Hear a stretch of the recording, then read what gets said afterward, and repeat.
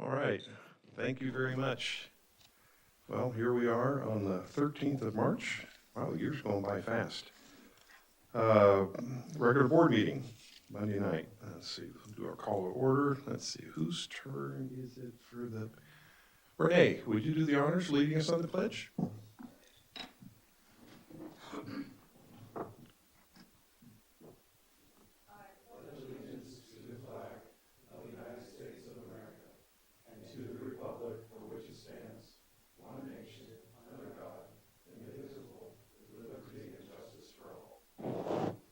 Fine job, thank you.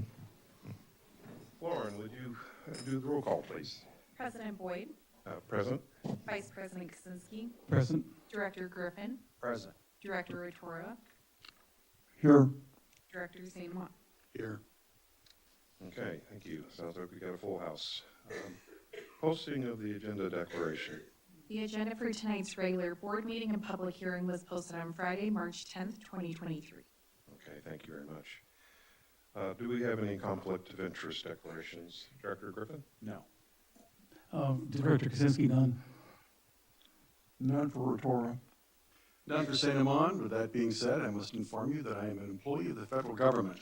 However, anything I say tonight, any opinion I express does not necessarily reflect that of my employer, nor does it necessarily reflect that of the board of directors or legal counsel. Thank you for that. And I do not have any conflicts either. Do we have any public questions in the queue, Chris? You want to give us the first one, or? Okay. Do we have any comments from the board members before we break for closed session? Okay, then we will break for closed session at 4:31.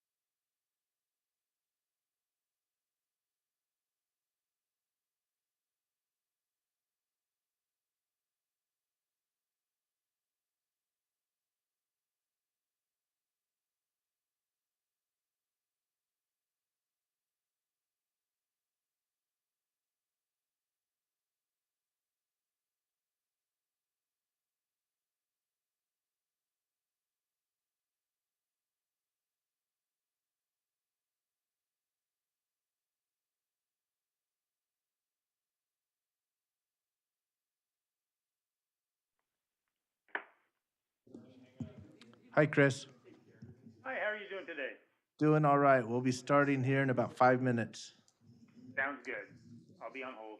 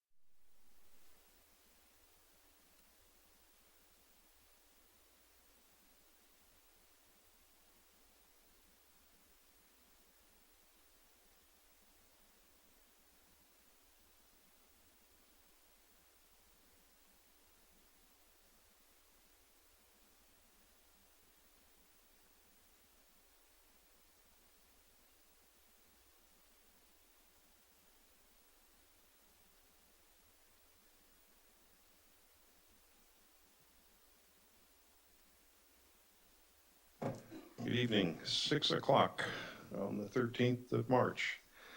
We just broke out of closed session at 5:50. Mr. Hall, you have a statement for us? I think you just quit. Actually, Sorry, Jim. I have a couple. No action was taken that requires disclosure under the Brown Act from the closed session. That's going to take me a while to live that one down. Your assumption is you will ever live that down. If I ever live that one down. I wouldn't blame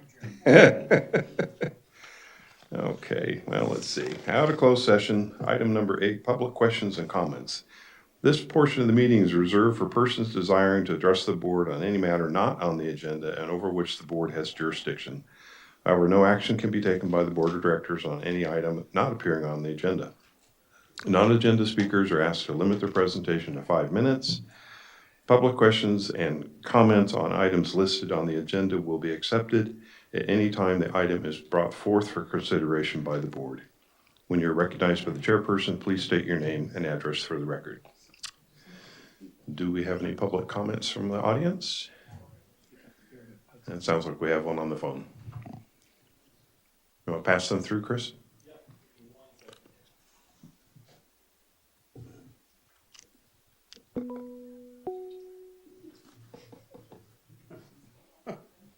It's possible you offended Phil Hall.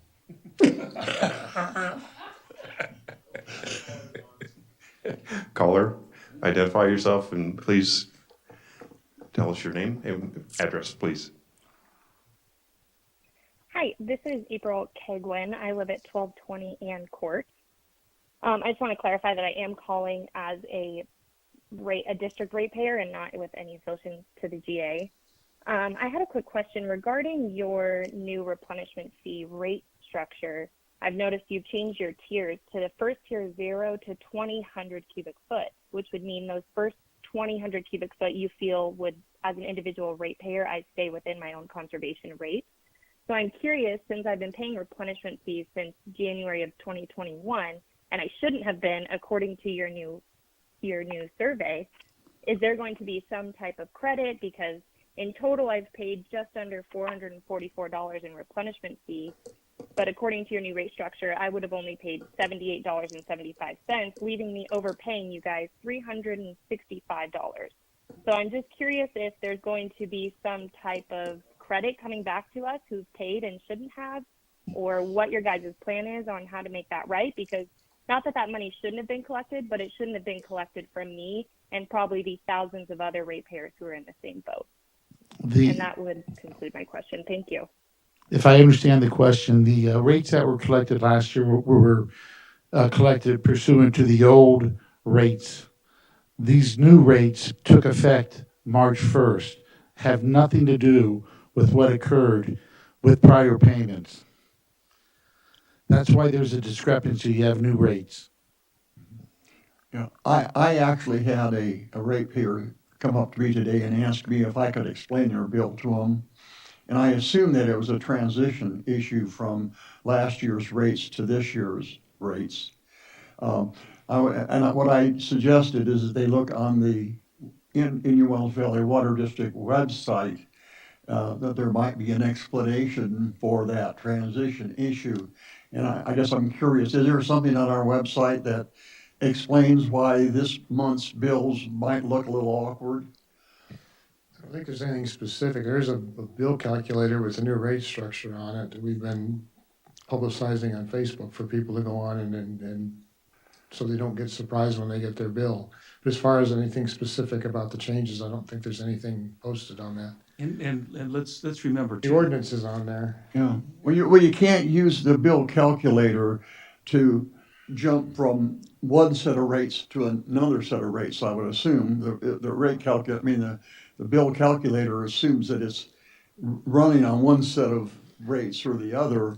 And so again, during this interim period where part of their bill is from last month's rates and part of it's from this month's, I don't know if going we to be still a have it. At one lot point, we of had people both. who don't At understand. one point, we had both the old and new on there, so they could put their old information on it and then put that on the new and see what the difference is.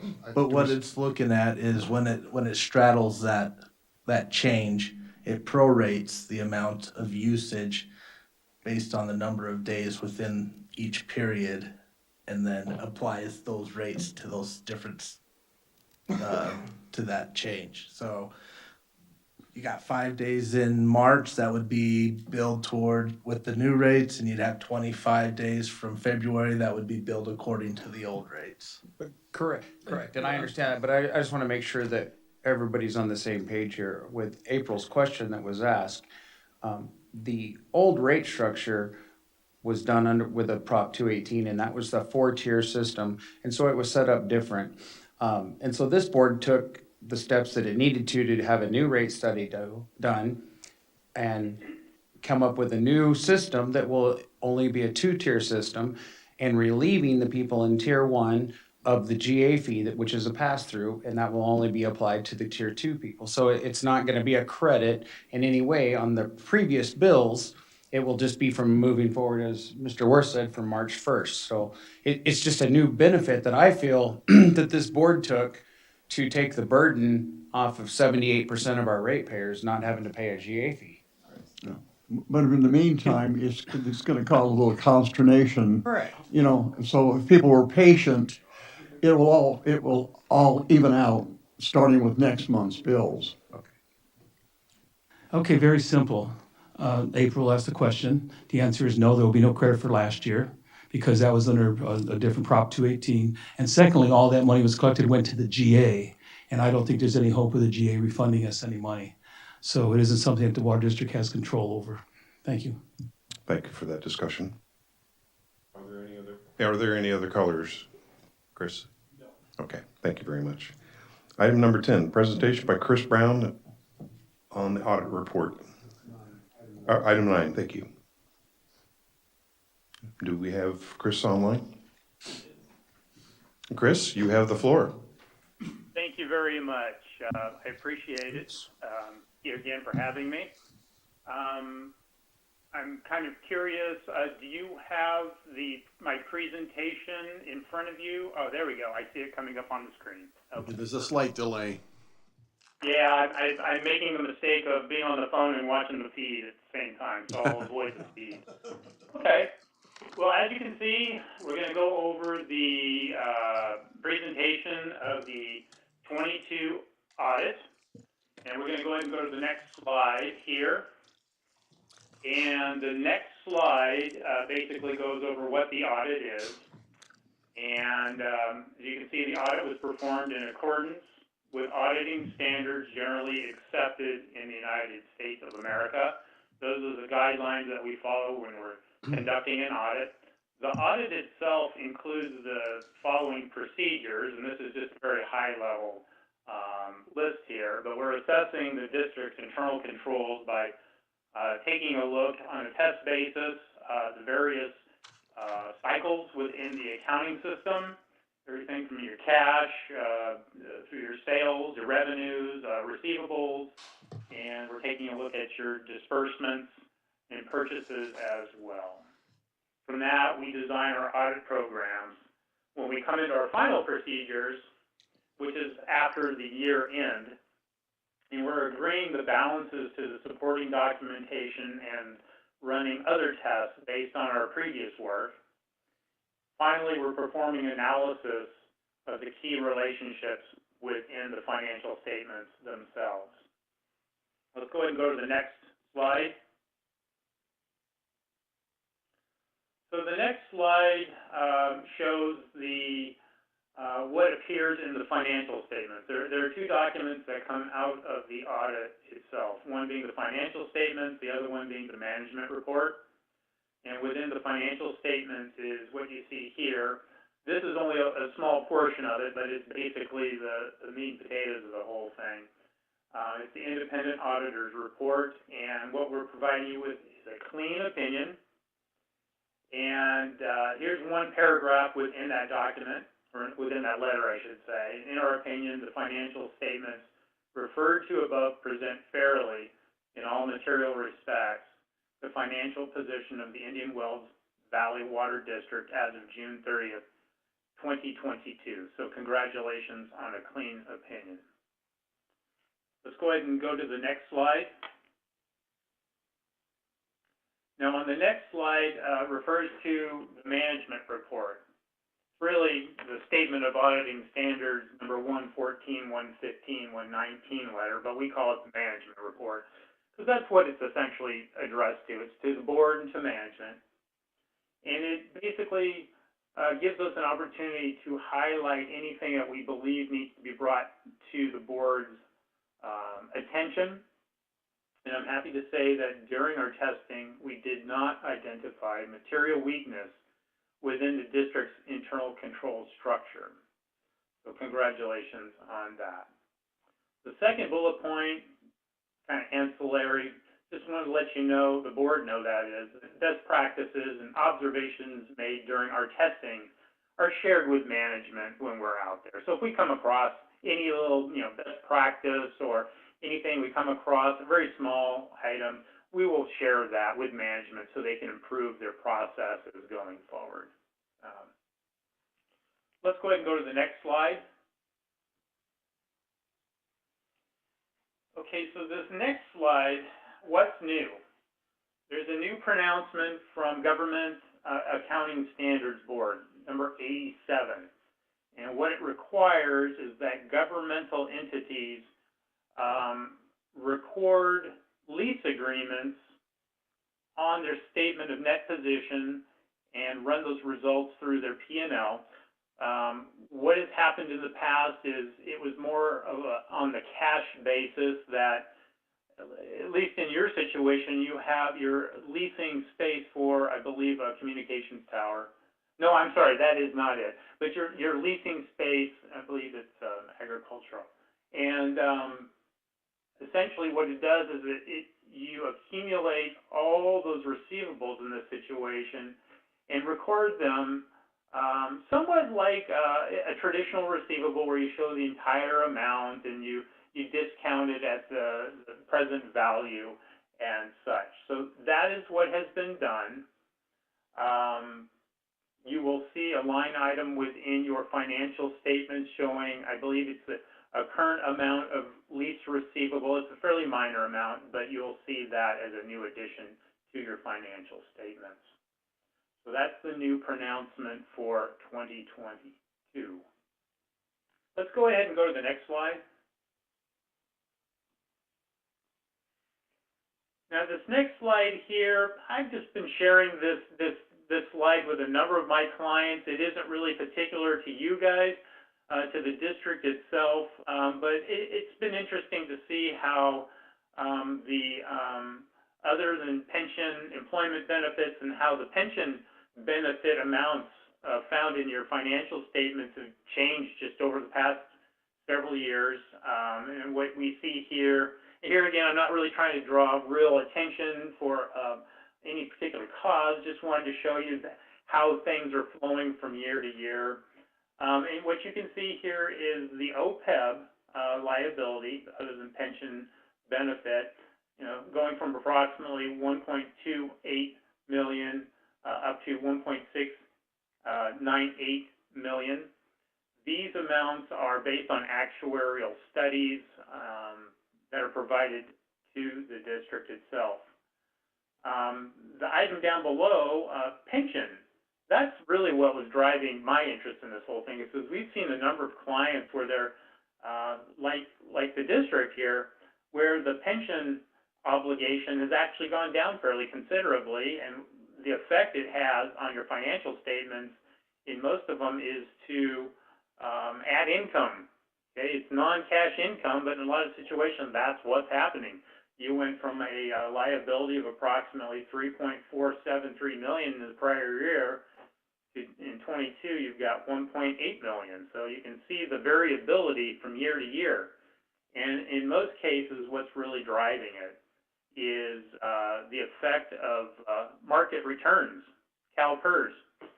So there again, I just wanted to show this to you so you could see that there is some variability from year to year. And in this case, it's mostly from assumption changes and changes in rates of return. Now, conversely, so far the market has had kind of an interesting year, so we'll see how that plays out next year. Let's go ahead and move on to the next slide. Okay, what we have here is the condensed statements of net position. It's your assets, deferred outflows, liabilities, deferred inflows, and net position. And as we can see, total assets decreased approximately $1,051,000. Most of the change coming from cash being utilized for capital assets, driving a lot of that change there. Deferred outflows, essentially these are amounts that will be applied to your benefit, pension benefit, and other pension benefit liabilities in the next year. Moving down into the liability section, we can see it actually went down 2.164 million. A good portion of that is related to the pension obligation going down. Deferred outflows, kind of the converse of the deferred inflows, the converse of the deferred outflows. This has a tendency to increase your liability in future years. Here again, this is derived from an actuarial study, so the district really has very little control over it other than funding the liabilities themselves.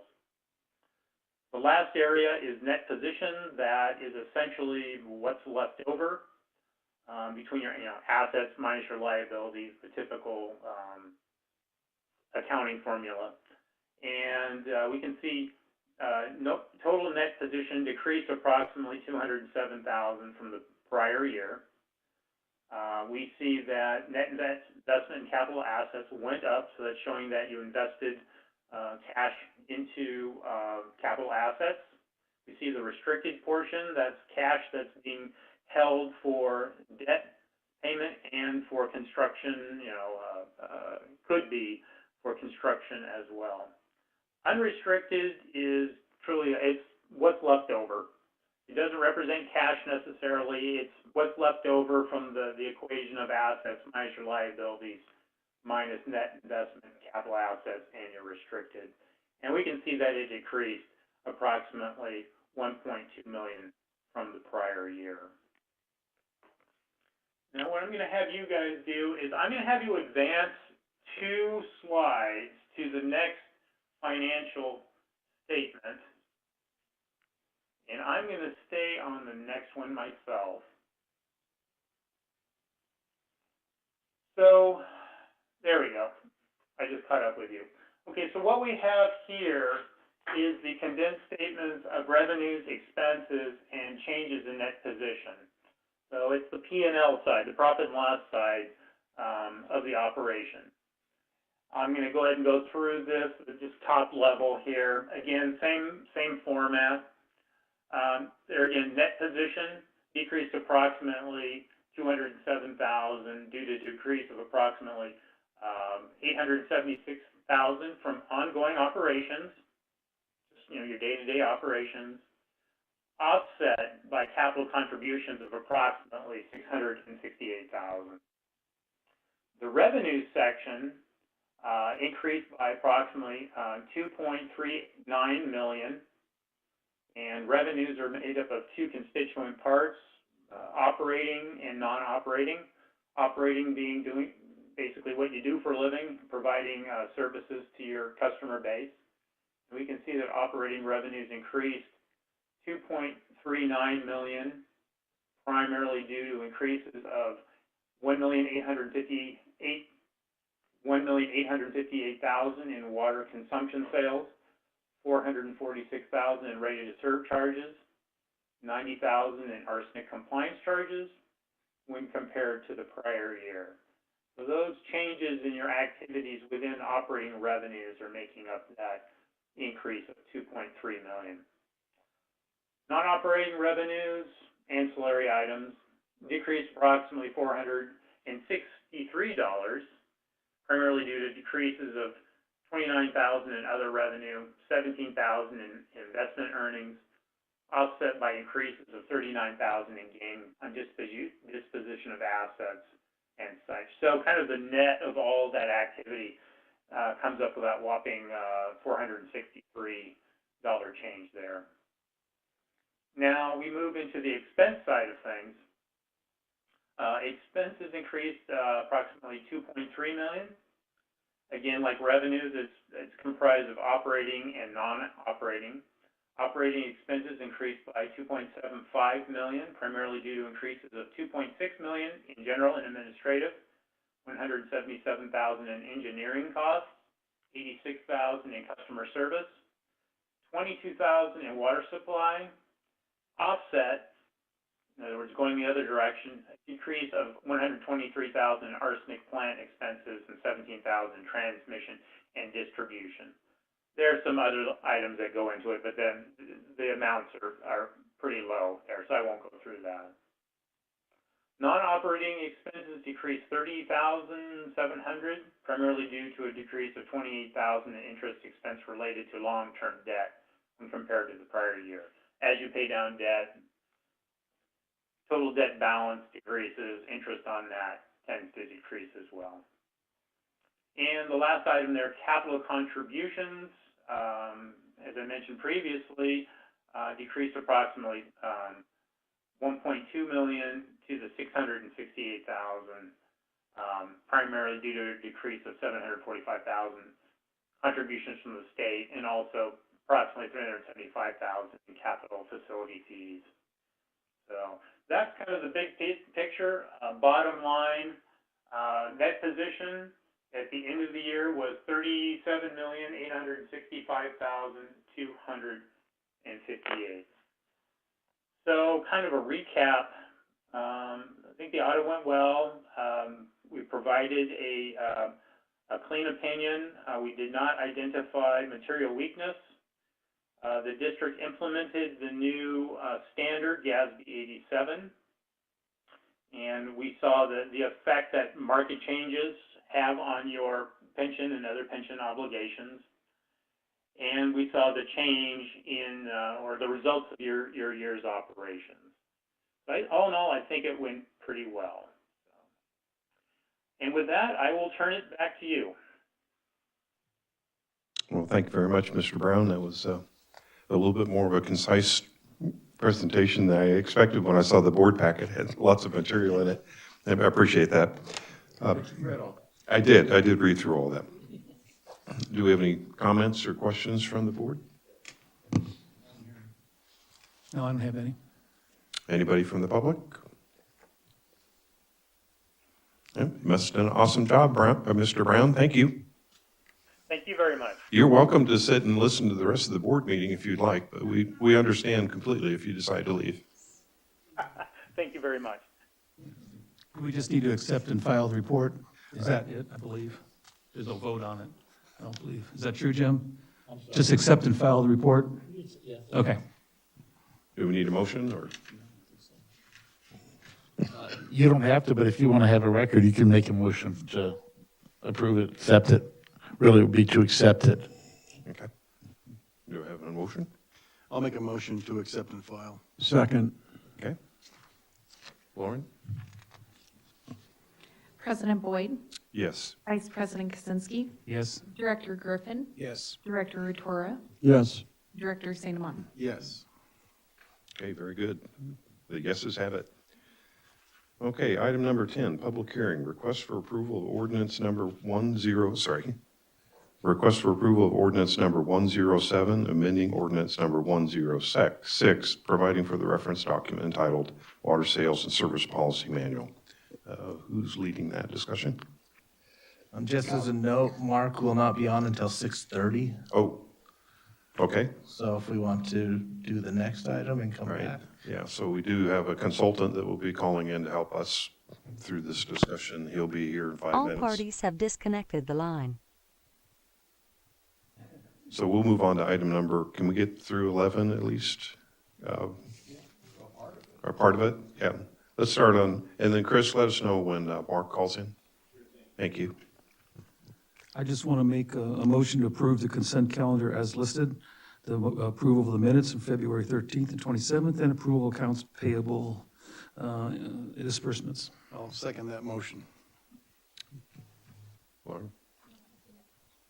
Oh, any public comment on this? Okay, Lauren, call for vote? President Boyd, Yes. Vice President Kaczynski, Yes? Director Griffin, Director Rutora, Yes. Director St. Amant. Yes. Okay, yeses have it. Item number B, Plant and Equipment Committee. So in your packet, you'll find a quote from PureFlow to replace the underdrain system in all 3 filter vessels at Plant 1. The quote is for $111,000. This includes the removal of the 26 weld-on PVC tees and replacing them with stainless steel, as well as 52 laterals in each of these vessels. It's also covering bolting and epoxying into the concrete substructure for each vessel. Given the recent events with Inyokern Road, I think it's imperative that we get these plants back online as soon as possible, and with that, I'll turn it over to you. Okay, thank you for that. And we're going to talk more on that during the general manager report. Yes, there's a specific agenda item for the 30-inch Okay, transmission line. Yeah. thank you very much. I would like to make a motion to award the contract for installation of the under drains at Arsenic Plant 1. I'll second it. Okay. Any public opinion? No, I didn't tell them that.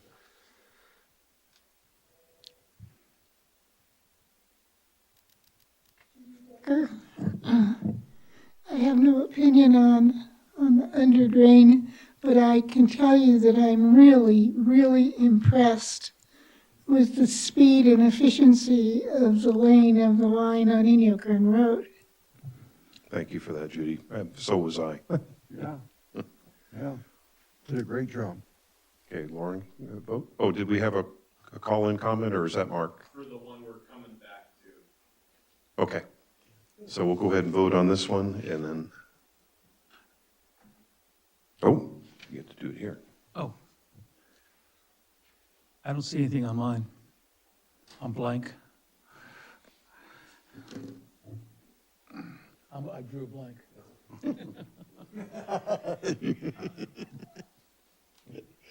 A thousand comedians out of work and everybody's got to try to be funny. Yeah.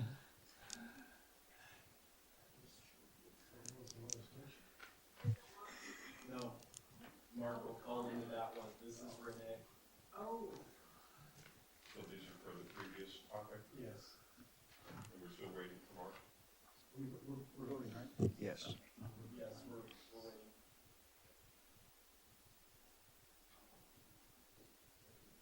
Looks like the ayes have it. I think we might be able to squeeze in one more.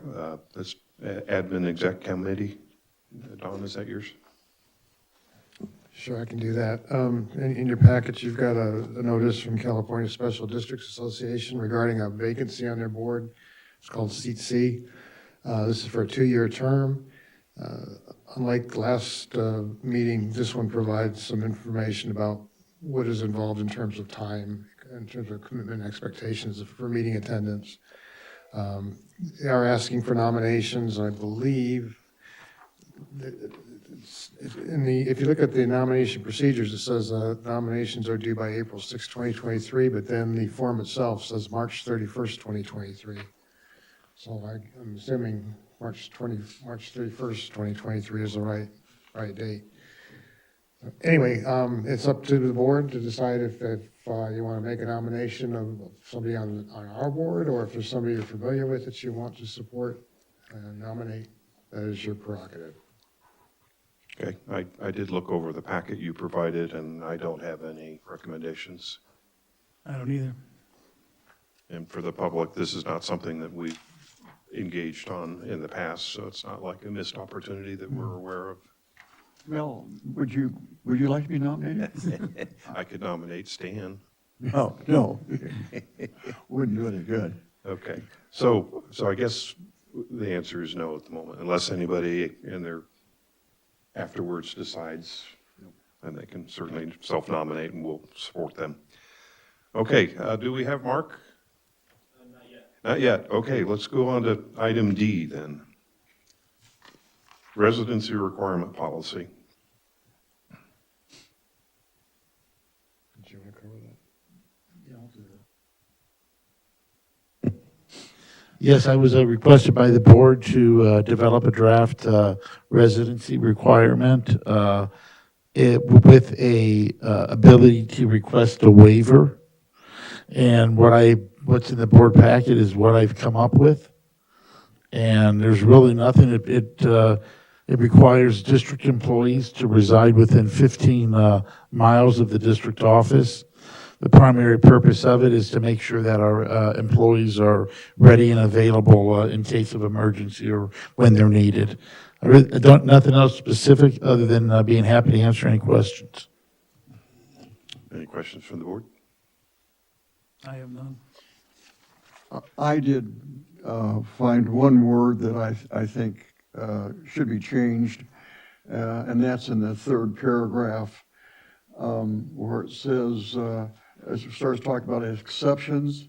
As such, the district realizes that there may be individual employee circumstances that necessitate a waiver for this policy. I think necessitate is the wrong word, and we should substitute may justify a waiver for this policy. Okay. So it's just a one-word change for two words. Sounds reasonable to me. Oh, yeah, I agree. Other comments? Comments from the public? So is this an ordinance for us to, or what's the, I would make a motion that we accept this new adopted policy with the changes that Stan suggests. second? Second. Okay. Call for a vote? Stan.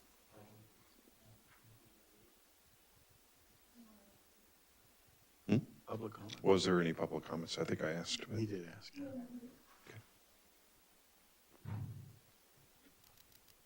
Greenwood? Yes. Ron's always last. I can't see, you know, I'm just. It's like the ayes have it. Okay, do we have Mark on the line now, Chris? We do not. Okay. I don't think we have enough time to go through the GA The discussion. GA's not gonna be bad. Okay, let's go ahead and give it a try. And that would be to Director Griffin. Okay. I thought we had a pretty good meeting, actually. I don't know how many of you actually had the chance to watch it. The first item that came out of closed session, the GA did announce that they had filed a lawsuit in closed session, but did not indicate who the party was that they filed against. So I do not know that at that time, so couldn't answer any questions on that because I was not involved in closed session. We moved on in the approval of the Water Resources Development Act. It was an amendment authorization, and it had a couple discrepancies in it, so I had questioned, the district supporting the ABEC pipeline because it said that we did, and I wanted to stress that the district did not support the pipeline. We did support imported water, but we wanted to look at all avenues, and so I wanted that removed, that we were in support of the ABEC.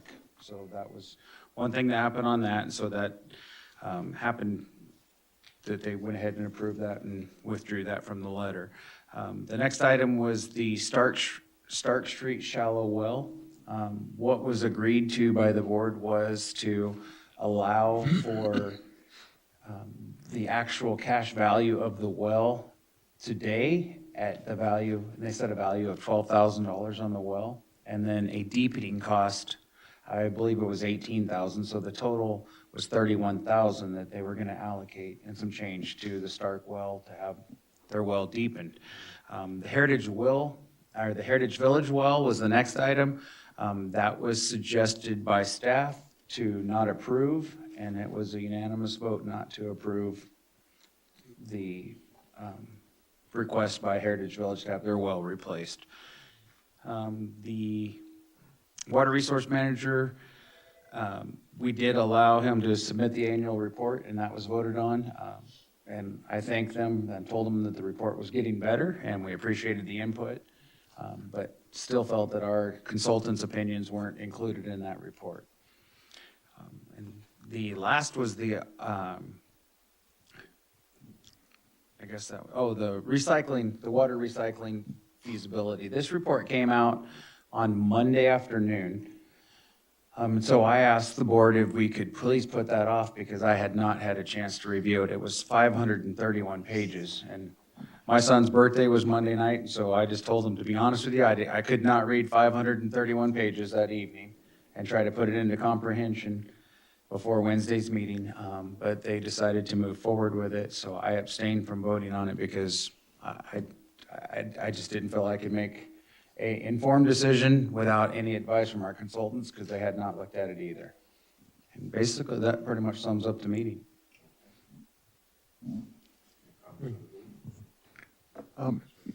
Yes, I have a couple of comments, but I do agree with everything that Chuck mentioned. But I would like to point out that the audit that was which is now a year and 3 months into the next fiscal year. And it was originally going to be presented like 3 or 4 months ago. It's still slipping. So there's probably some reason for that. Is that the 2021 audit, right? Yes, the That's what it was. 2021 audit has not been presented. I was a little disappointed in the Stark well discussion. I was hoping that someone would bring up the idea of consolidating it with another local mutual. I thought that had been discussed early on in the discussion about all of these things. Not everybody has to consolidate with us. I mean, it's not in everybody's best interest to consolidate with us, but it could be in their best interest to consolidate with another mutual that's in the local area, and that issue wasn't even brought up. Another thing that hasn't been accomplished is there was a wastewater alternatives report that was supposed to be done 3 or 4 or 5 months ago, and portions of it were actually extracted to put into that Bureau of Reclamation recycled water report. So they're already using that report, but it hasn't been released to the public yet. And I have no idea why that's such a big deal. It was due to be released several months ago. The GA needs to release that report as far as I'm concerned. Last comment is the general manager did mention that they have not forgotten about the communication and engagement plan update, and they wanted to make sure that nobody thought they had forgotten about it. But in all honesty, it's been 6 months since the Policy Advisory Committee recommended some changes, and this is the first meeting that we're just at where they even brought up the fact that there was some recommendations. And there's only a year and a half left to get the 2025 update done. So I think they really need to get started on that C&E plan update, and that's all.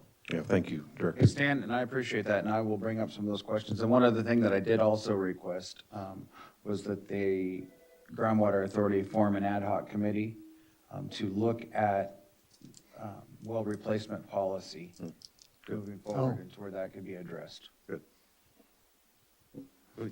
I was at the meeting. Chuck, good job again. I think you come as prepared as you can be with some sort of short term, you get something agreed. So I surely appreciate that. But I want to make one thing clear. It seems like that certain people at the GA haven't figured this out yet. And correct me if I'm wrong, this board, as Chuck has said and Stan has said, supports the idea that we need to augment our water supply here.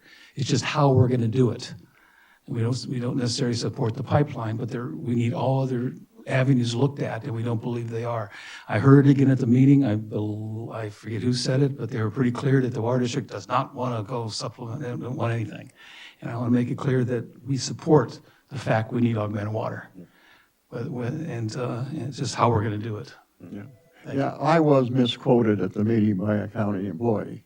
Well, and to comment on that, Mr. Hall did approach as speaking from the public and said that he was frustrated that the district was now stating that we did not support imported water.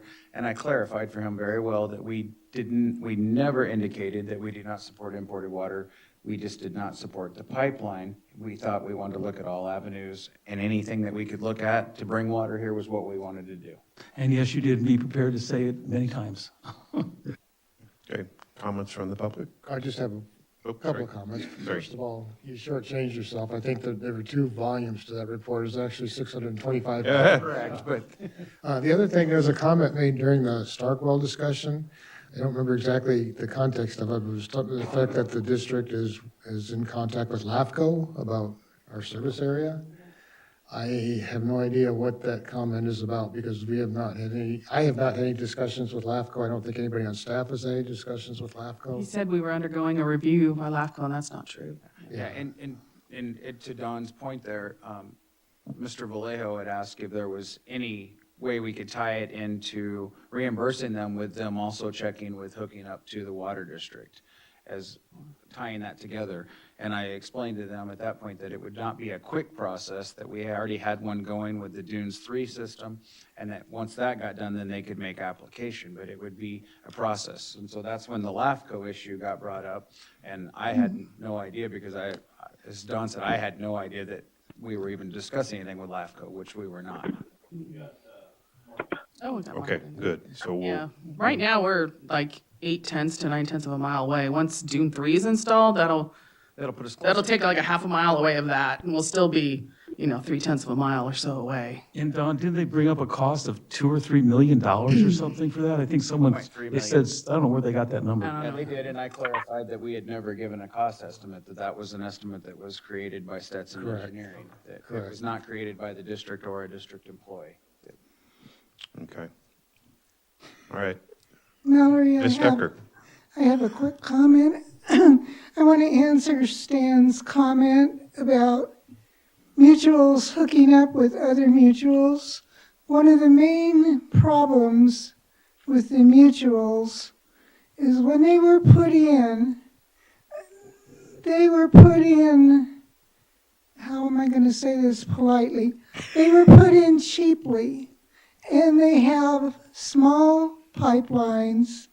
They're old, and the closest mutual, I believe, to the Stark Street mutual is Dune 3, which is a fair ways away, and it would cost them an extraordinary amount of money to hook up to that for a temporary basis, especially when the Dune 3 mutual is having its own problems. And I don't know the whole story there, but I suspect a lot of the problem with that large mutual is it's old and it needs repair and there's no money to do it. So it sounds like a really good idea, except when you get down to looking at the facts. And I too appreciate the comments that Chuck made. They were really good. And there needs to be much clearer communication between the water district and the GA if it's possible. Thank you, For Judy. instance, I don't know that I should say this, but I am. Don Decker, as a TAC member, wrote a 4-page report on the well situation at Heritage Village. Gave it to Stetson, asked that it be distributed to the board before the meeting. It never was. Oh, by the way, Judy, I wasn't suggesting that they do consolidate. What I was suggesting is that from now on, they actually investigate whether or not it would be beneficial to consolidate. Not, in this particular case, it obviously wasn't, but in future cases, it might be. And Stan, that's why I would like to have an ad hoc committee to look at that, to look at every aspect of the policy and every idea that we could bring to look at these well replacements that are going to be submitted, because I'm sure there's going to be a bunch. Mr. Sanat. Hello, my name is Mike Sanat. I just wanted to inform you that I took some pictures of the flood up at Kern River today, and I posted them on roadrunner395.com. And the very last picture, if you haven't looked, is the valve connection for the LADWP aqueduct at Fremont Gulch. It's dry. Just thought I'd point that out. I've never seen so much water coming down the Kern River. I don't think anybody has in 40 years. I think 47,000 cubic feet per second flowed for at least 20 hours, and it was amazing. A lot of damage in the park. There's a lot of water coming out of the eastern Sierra and Inyo, and it's going to be wasted. So anyway, for what it's worth, this is going to happen again. We're in the grand solar minimum which means that we're starting to see heavy snow and rain conditions, and this could last for 7 or 8 years. Thank you. Thank you, Mike. Okay, we're going to go back to, how far do we have to go back? Item 10. 10? Thank you. Having trouble finding it here. Oh, yes, okay. So we have Mark online, is that correct? Yes. Okay. Yes, I'm on. And I understand there's a few questions that called in that were interested in commenting on Mark's discussion? Okay, so we'll take them in that order if you can, Chris. Maybe we should have Mark's discussion first. Yes, absolutely. And then. Mr. President, this is a public hearing, so you should open it and close it like we did the last meeting. Okay. Okay, we open public hearing on the request for approve ordinance number 107, amending ordinance number 106, providing for a reference document entitled Water Sales and Service Policy Manual. Mark? Mark's online to answer questions. I think it's kind of basically what we went over last time, but this is the miscellaneous fees that are not attached to property or 218 process. It's regarding 3 different fees: the construction meter fees, the bulk water station, and the private fire protection service charges. So you have a worksheet with those 3 tables showing what was effective on July 1st of 2022, and then what the new rates will be April 1st, 2023 through 2027. And I believe we just held off on that because we know Director Griffin had made suggestions about the construction meters, and that sort of fell into that category of these. That, and we had other noticing requirements that we had to Right. do. Okay, and so any discussion from the board? Comments? None. Yes, I have one small comment. I do support this change and I will vote for it, but there are some other non-fee related items in this document that I think should have been changed years ago that I will be bringing forward to the Finance Committee in the future. Okay. And do we have a public comment on this item? Chris? I'm gonna get Renee transferred over here. Give me 1 second.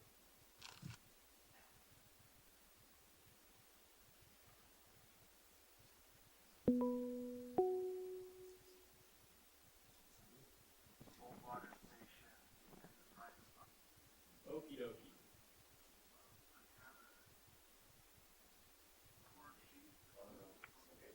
Caller? Yes. Oh. Yes, I'm here. Identify yourself and what's your question? Yeah, this is Renee Westelusk. I have a question regarding, I guess it's page 55, that showed the same, it was in the agenda packet for the February 27th special meeting, but it's like a duplicate of your page 95 in the current agenda for tonight. And those rates are off by where it says metered monthly usage rates, the ones that I assume were adopted on the February 27th and page 55. And this is on the construction meter charges. If you can follow where I'm at. That page 95 of the agenda packet for tonight's meeting, it was this page 55 in the February 27th, and they're off by 2 cents. Is there a reason why the one adopted on February 27th had 733 for April 1st under the metered monthly charge rates for construction meters, and then it was 748 for January 2024, and then 764 for January 25. Is there a reason why these are off by 2 cents? The ones that are in the packet tonight are the ones that were sent out in the notice, and there was that little discrepancy probably rounding errors when it was put in originally, but this is what was noticed. So this is what went out to property owners and the newspapers. So this is the one that we need to I don't approve. believe we adopted them that night either. Right, Right. Okay. right. But I thought that was part of Prop 106, or whatever that ordinance, 106, I mean,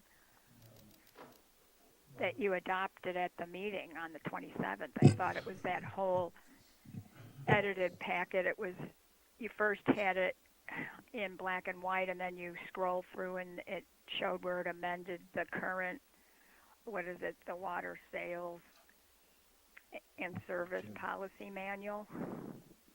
So just to be clear, what occurred on February 27th, the board approved the rates and increases in charges that were subject to Proposition 218. We also knew that there were these miscellaneous fees that require a different publication requirement than the Prop 218. We didn't have time to put those on, and so we had to publish it for tonight's meeting. With respect to fire prevention, bulk meter, and construction meters, there was no action taken by the board on Monday that impacted those, other than potentially some language that might have been within their sections, but the rates were not impacted in those three areas on the 27th. Thanks for that.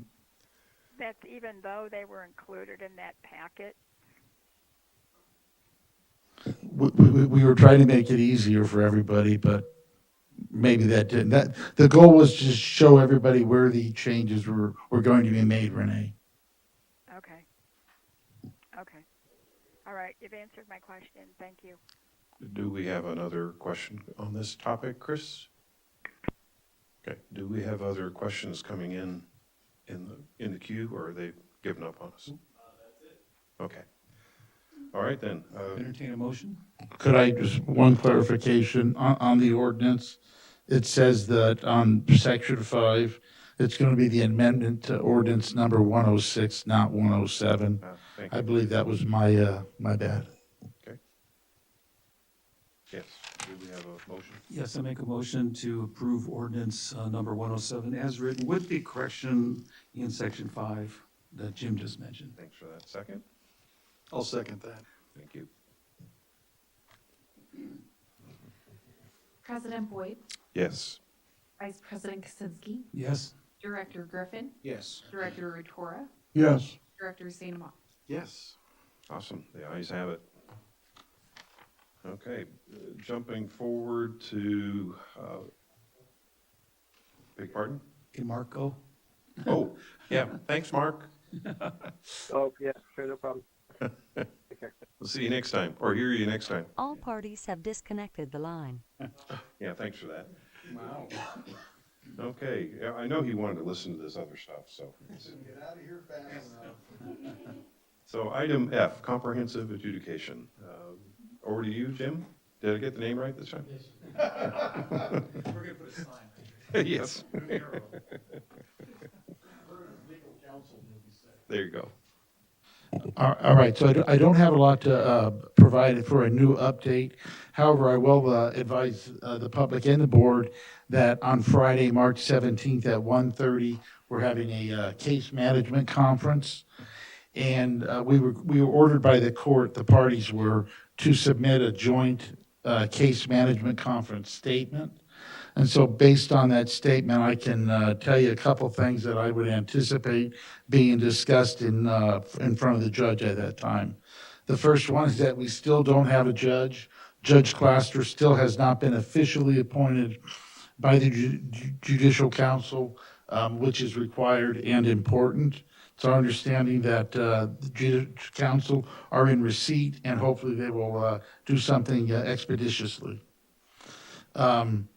There should be a discussion about de minimis pumpers as well as overlying non-users, and determine, how they're going to be handled moving forward.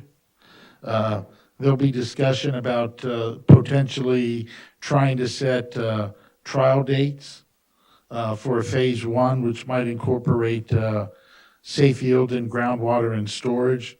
I personally think it's probably a little bit premature for the judge to be setting a trial date, especially since he's not even our judge yet. And then, there'll be some discussions about potentially bifurcating the complex case into various phases of trial. And those are the primary issues that I would expect to be discussed on Friday. That's all I've got. Okay, comments from the board? Jim, definition, what overlying non-users? Are those just parcel owners that are presently not using it and No wells. and no well? That's Yes. That's, I think I've asked that way back. What happens with all those parcel owners that don't use? Okay, thank you. Are we going to publish on our internet, that is on our website, a call-in number? There has been in the past a call-in number on our website. I tried to use it last time and it didn't work. Right.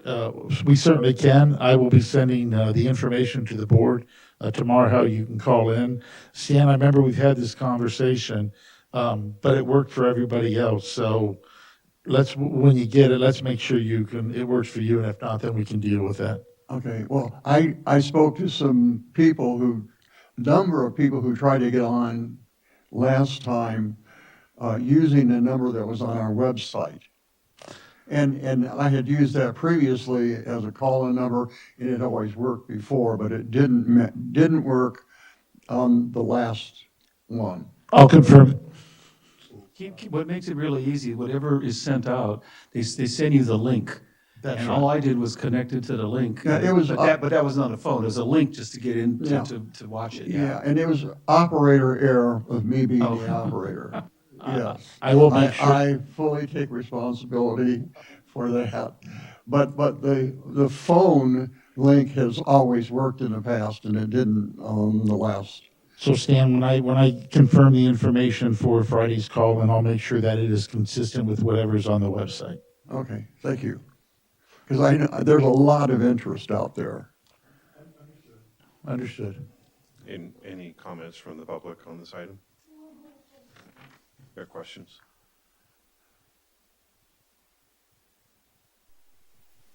Yes. You said at the beginning of your talk, Jim, that at least I got the impression that all the parties involved agreed on these subjects you're going to talk about. Is that correct? No, that's not correct. What I indicated, Judy, is that the judge ordered all of the parties to file a joint case management conference statement. Okay, what does that mean? So it means that everybody signed it, and there are many areas that the parties are in agreement. But for example, the GA and the city, they prepared their own response to certain statements made by the pumpers. And there are even issues that all the pumpers don't agree upon. So I just did a little issue identification for you, but there's by no means, universal agreement yet. Okay, I was wondering about that. Okay, thank you for that. Comprehensive discussion. Item G, General Manager and staff update. Okay, first item is a safety record, and that, as of today, Water District employees have worked 69 days since the last recordable injury. As far as production, metered production at the wells, month of February was 100,143,000 gallons, and that is 307.3 acre feet. And again, as I say every month, the number that we report to the State Water Resources Control Board for comparison is the metered water through the distribution system or consumption, and that includes all non-revenue water lost to leaks, flushing activities, blow-offs. That number, 86,001,263.9 acre feet. Also, since June, there's been a requirement from the State Board to submit a preliminary report with consumption, population, and the residential gallons per capita per day only by the third business day of the month. We did file that preliminary report as well as the full report, which is still due on the 28th of the month, on the 1st of March. So both reports were filed the same day. The conservation results for February show consumption was down 30.8% compared to February of 2013, the baseline year established by the State Water Resources Control Board. So as far as our 20% conservation target, which was established by the board in June of 2016, we did bump up a little bit to 23.7% cumulative. In response to Governor Newsom's request for a voluntary 15% reduction to address the drought, I say current drought conditions, but I'm not so sure we're in current drought conditions anymore, but we'll leave that to the governor. The state board is also comparing water consumption to the same month in 2020, 2021. So comparing February 2023 to February 2021, there's a 5.1% reduction in consumption. Now that does fall short of the 15%, but I will say that, again, as I reported earlier, our conservation efforts predate this, and we've achieved 23.7 since 2016. So I believe we should get a little slack on the 15%. Personal opinion. Comparing the February conservation results to the last 4 years, 2023 was an exceptional year. 2022 was 24.3% lower. 2021, 27.1% lower than that baseline year of 2013. 2020, 18.2% lower. And 2019, 27.9% lower. Residential gallons per capita per day, which is also reported to the state board, 76.9. And again, that is both indoor and outdoor usage. We had no new connections added during the month. So for the fiscal year to date, which began July 1st, we've had 13 new connections. And those 13 connections have contributed $62,538 in capital facility fees. As far as public outreach, the community collaborative meeting was held at City Hall on March 7th. I did attend. I shared information on the status of the 30-inch transmission line repairs on New Kern Road. I mentioned the February 27th public hearing with the new rate structure that took effect on March 1st, and also promoted the bill calculator, which I mentioned earlier. It's on our website so customers can estimate their bill with the new rates. I also thank Commander Turner for approving the purchase of the clay valves that are necessary for us to resume testing of the intertie connection between the Navy and the Water District. The last successful test was 2019. We've had issues with those clay valves since then. So the availability, those appear to be a specialty item that they make in small batches a couple times a year. So according to Commander Turner, he hopes to have them in time to resume testing next spring. This is about the time that we do our testing, intertie testing with both the Navy and Searles Valley, usually mid-March to early April. We will schedule a test with Searles still, because we can do that. And again, it's only a one-way test. They can take our water, we cannot take theirs because they do not chlorinate or treat the water at that location. So we're looking at probably talking to water supply people, we're looking at late April, early May to do that test. Other outreach, we will be staffing a booth at the annual Home and Leisure Show at the fairgrounds on March 25th and 26th. This is one of the two big public outreach events for the district, the other being the Petroglyph Festival in the fall. So we'll look forward to some good attendance there and doing some outreach. And we do continue to work with Providence Strategic Consulting on promoting WaterSmart. They're putting new things on Facebook all the time to promote it. We did see an increase since last month's report of 11 new signups. We're still at 12.1% of customers. We did have 505 customer alerts that were issued from WaterSmart in February. And over the last 12 months, there have been 13,318 alerts. Again, those are by combination of text message, robocall, emails. And so, yeah, that's my report as far as outreach.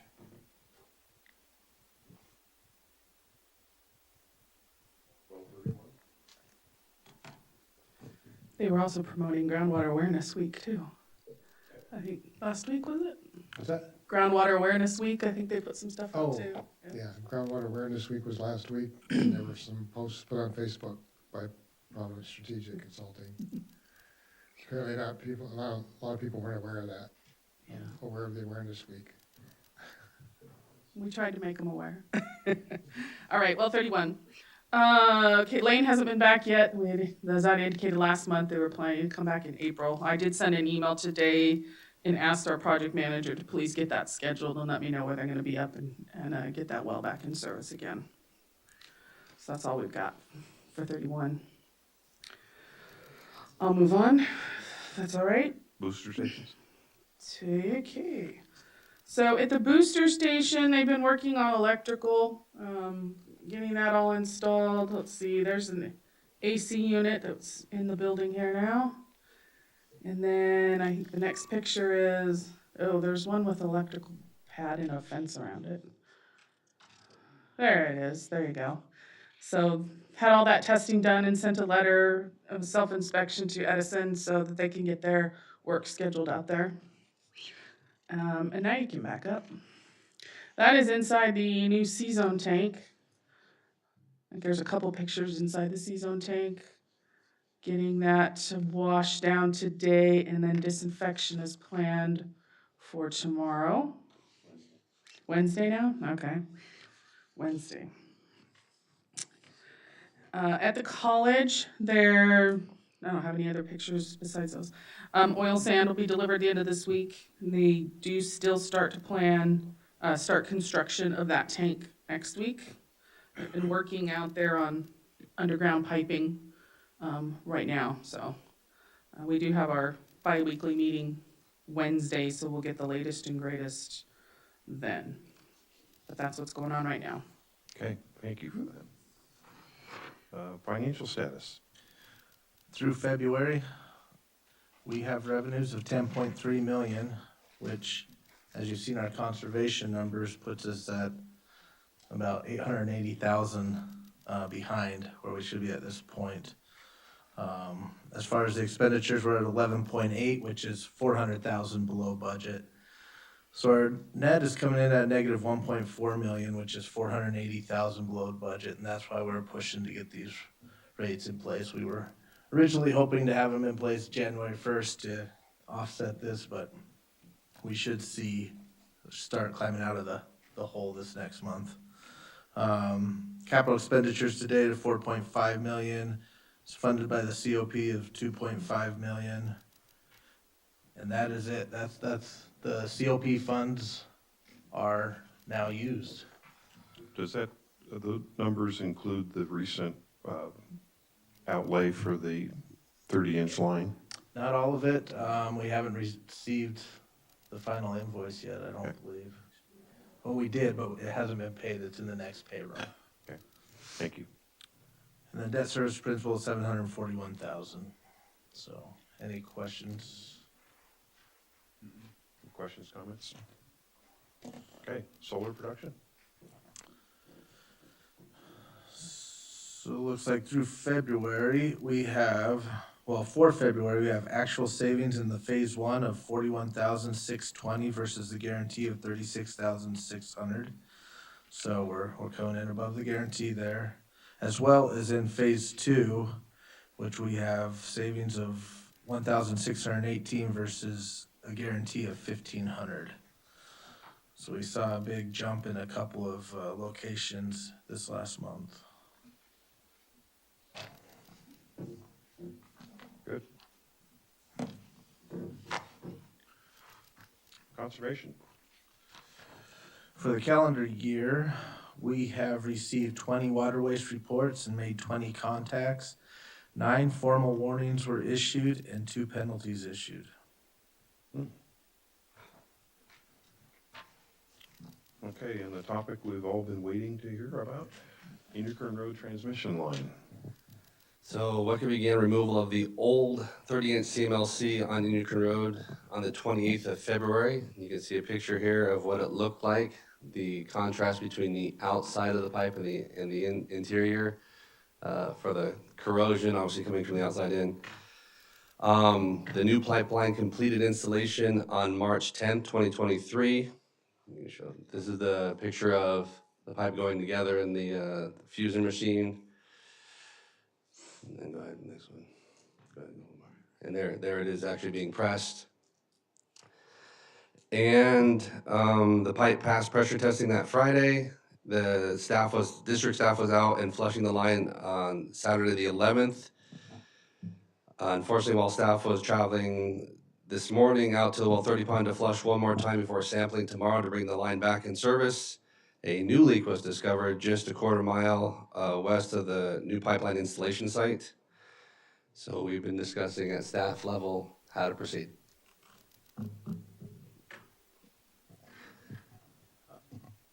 Jason, this new area, is it possible, it sounds to me like we have a bigger problem Yes, it does. on our line than what we were anticipating, even with having it checked out, which we did. But is it possible to section in a small piece, not pressure test, and then put it back in service that way? Because I'm not sure how they pressure tested, but. Well, the problem is that this section was not under that pressure test. It was only the section that was installed. So Okay. this was under no pressure whatsoever. It wasn't until we reintroduced water that the leak appeared. Okay, but there could have been, I mean, was it tested against valves, or was it? It was tested against the valves that were installed. Okay, so there could have been some problem there with pressure. Yeah, but- So that would be my fear, Yeah. if knowing we have this weakness, is that a possibility? The what I see in the break is exactly the same as the last break. It's running laterally along the top of the pipe. Is that crack I see right there? Yeah. Yeah, looks exactly the same. Yeah. So I think that this runs the whole way, the length of the pipe. How much is left in the length of the pipe? A little over 3 miles. 3? And how much did we put in? New? About 1,800 feet. And now we're talking about additional 3 miles? Yeah. Possibly.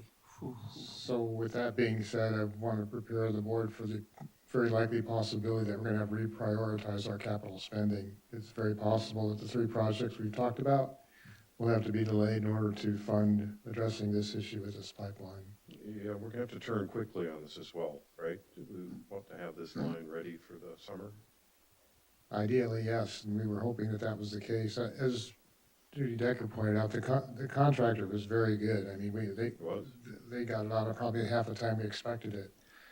And all indications from the survey from Far West Corrosion Control was that this was a localized issue, and they didn't see any issue. Although I will say they did send emails with some questions, apparently some things that they saw that caused them to ask questions, and Renee did respond to the questions. But I don't personally, I think the rest of the staff would agree, we don't have a lot of confidence in we haven't got the written report. We've just got a verbal and an email, but I don't anticipate the written report's going to say anything different than. Not to say anything about the questions, but they were about water quality, and I don't think that has anything to do with the outside corrosion of the pipe, so. Well, my question is this, and I've asked you before, it appears to me we've got it's encased in concrete. And I don't know if there's funding left, but in my opinion, that could have been created by the earthquake. It could have been, unfortunately, but we are outside the window. Yeah. Okay, so there is no availability of that. Okay. Yeah, there's no OES money for that anymore. How far is this break from the original break? A little over a quarter mile. Yeah, it's gonna be one of those things, if you go there and patch it, you're gonna pop another one, and then pop another one, and That's pop the another fear. one. All the concrete encased pipe should be replaced. It sounds like it, as much as I hate to say it, because all the mobilization, everything, if you mobilize to do this, and you go home, then you mobilize to do this, all of a sudden the cost of it begins to increase dramatically, although it's gonna be high. And as Don said, this is why we're reprioritizing the capital, is because we don't want to run that risk. So we're looking at bringing somebody up at a one shot. Could it and how do be we get that done? under our new emergency, we got so much rain over here, it went down and corroded all that away? You can spin this everywhere. Can you make that work, Renee? What's the availability of that pipe to replace it? Are we?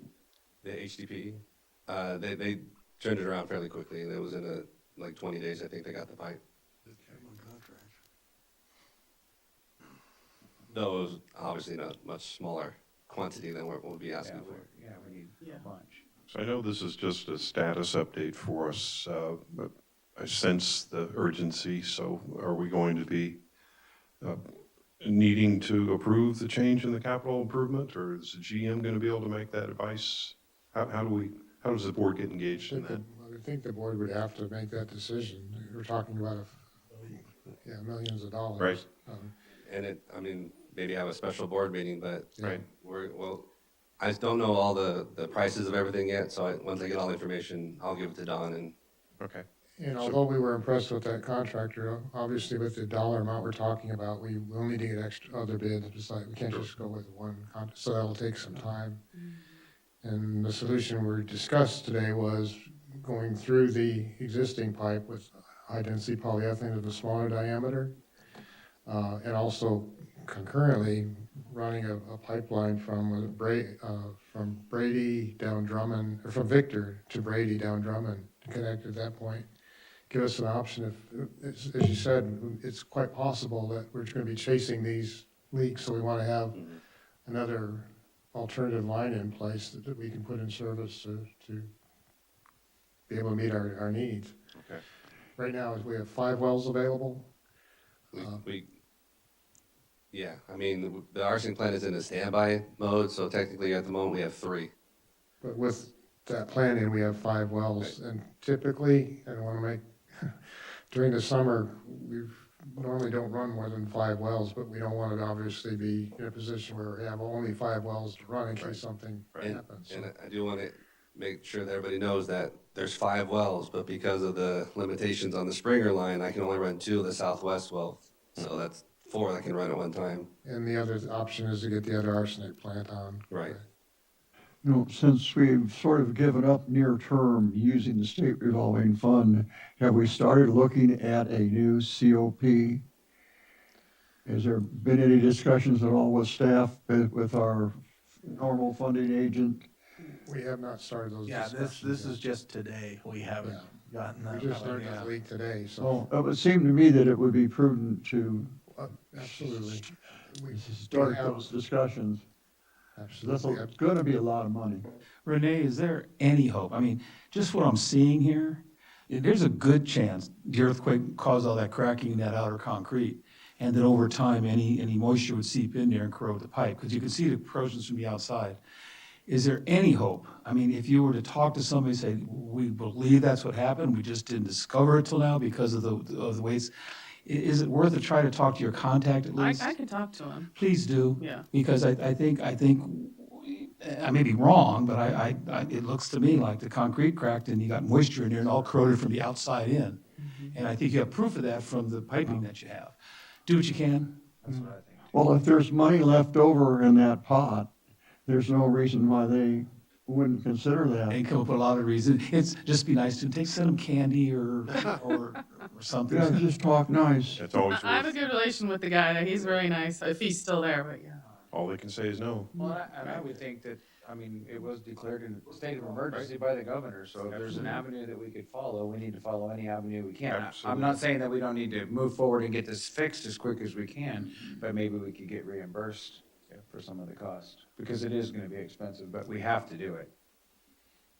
So before we destroy the pipe in this upcoming report, because the stuff from the previous dig is gone, right? I mean, you just crushed it, took the steel off, recycled. It's been We removed need from the we need to premises. keep chunks of this so we can support forensics arguments later in the event that the state does entertain. This could have been an earthquake We damage. have some pieces. Yeah, I thought we had some in the boardroom, but, okay, well, thanks for that. Anytime. We have 2 topics where we could end on happy topics, or happy subjects. We'll leave those up to you, Jason. All right, well, let's go in order. So arsenic treatment facilities, Plant 2, as we stated, is in a standby mode. It would just take some flushing and sampling to bring it online. And Plant 1, the installation of the under drain system was approved at this meeting. And district staff is currently verifying what mesh size is best for screening support material from the filter media. We did get a quote from PureFlow for replacing the media. It is high, so we're gonna try to salvage as much as we can and then see what we need. Okay, thank you. Operations for the month of February, 2 repairs were made and 20 replacements. 0 valves were returned, and the NODES ran 4 times for a total of 31,530 gallons, bringing our grand total to 8,629,365 gallons saved. Awesome. Good news. Okay, item 12, board comments, future agenda items. I got a comment. I'm going to put a plug in for WaterSmart. I hope the press is watching or they'll listen to this. I encourage people. I had an issue on my property, which I don't go down to that area very often, but WaterSmart probably saved me a good bundle of money. It caught it in time. It was trouble with my phone was off, so I didn't catch it as quick as I could. But I want to plug in for WaterSmart. Those people that don't get it, it's easy to sign up for. It's easy to sit there and look at it when you're doing it. You can do it on your phone if you want. You can do it on your computer. You can look at your usage by the day, by the hour. You just know what's going on. Believe me, it's a great tool. And if I didn't have it, I probably would have had a swamp in the back over there and probably would have been thousands of dollars in the hole. So I'm putting a plug in. I hope someone's listening to it. Yeah, here. I had similar experiences, I think, as Director Griffin did. So I mean, we're testimonies for the program. It does work. And I'm glad I had it when my problem came along, because there was no way I would have detected it was on the South 40. Yeah. Other comments or future agenda items? No. None here. Okay, well, I would just like to say thanks, staff. Thanks for our GA rep for helping bring the case of engineering and smarts to the board. You can apologize to our attorney again? And Paul, yeah, I don't think, it's a hole that's so deep, I'm not sure how I'm gonna, it's just, sometimes I just have to throw the I think shovel away. a case of wine might work, huh, Jim? A case of wine is a really good place to start. I'll be down in Palmdale later this week. I'll get some $2 chuck. It's actually $3 a bottle. Oh, is it $3 an ounce? Okay. Well, thank you very much, folks, for enduring through this. And thanks to staff for all your hard work and to the board members. And be ready, board members, because we may have to respond quickly to a special meeting to get this 30-inch problem going. Okay. We will call the meeting at 7:23. Thank you very much.